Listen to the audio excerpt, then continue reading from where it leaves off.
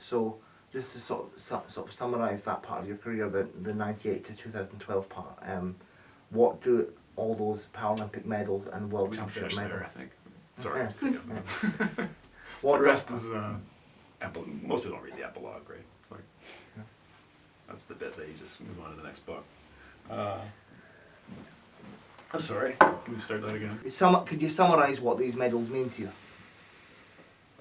No. That's another no. What the medals mean to me?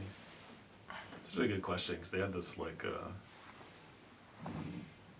there's like debate within Canada about like funding for sport. Like we spend a lot of money, like as you do in the UK, like on not just on funding recreational sport, but like medals. And this whole campaign, like why do medals matter? And they like were interviewing athletes and trying to put together this sort of splashy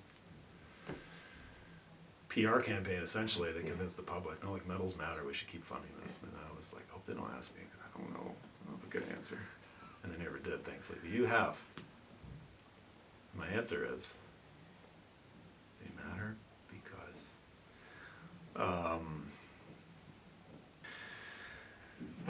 all those medals that we won make me reflect on like it's like a big world. And here's this little country, Canada, out there that we're able to sort of like show up and like plant our flag, and be like, and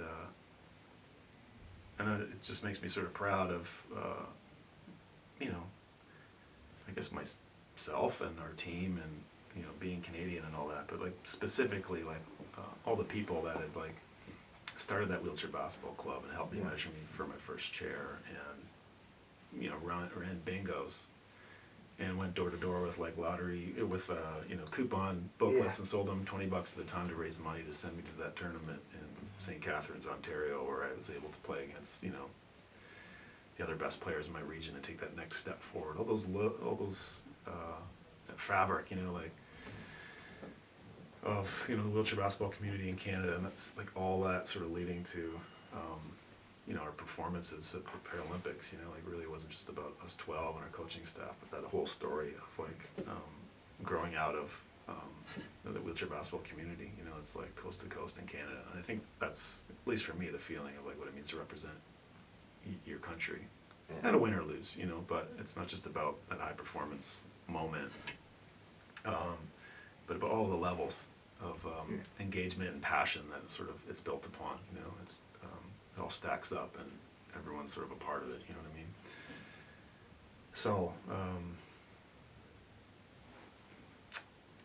every last taxpayer gets a little piece of the medal. I'm proud, but each medal has sort of its own meaning. When I go talk to kids, I sort of pull them out one at a time, and because they each have a slightly different flavor to me, and I only have 3 of them because I gave the Athens medal to Frog, because coaches don't get medals at the Olympics, right? In the Paralympics. Did you know that? I didn't know that. No, I thought they did it at Tokyo, but I wouldn't know about that, but as far as I know, that's still the case. And, after Athens, I wrote Frog a letter, and I was like, listen, I'm pretty good at the sports. I probably would have won 1 without you. Sydney, but not 2. So I feel like that was my cheeky way, an attempt at humor. But I'm saying like, he was just so instrumental in making us not, just drawing out our potential and making all that happen. So I felt like he needed 1 for his sock drawer, so. But it's fun to talk about with the kids, like I show the 3 medals, and then I hold up a hand-drawn picture of my 4th medal. I'm like, where is this thing? It's with Frog, where it belongs, because, where would we be without our coaches, teachers, parents, pastors, people that, help us, get the most out of ourselves and like kind of reach our potential. It's not self-driven, as much as we like to think, we need others, and Frog is just special in that regard, so. I guess the medals mean a lot of things, but that's great. Hopefully I'll win another one someday when I grow up. Can we just